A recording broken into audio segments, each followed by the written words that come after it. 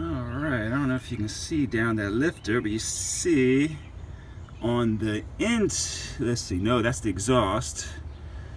You can see down there a little bit of the top of the lifter. Now if we go to the intake side, I don't see anything but a puddle oil, so I think the lifter is definitely collapsed. Oh, so the head definitely has to come off. Hopefully I didn't wipe the lobe there on the intake of number 1. To be continued.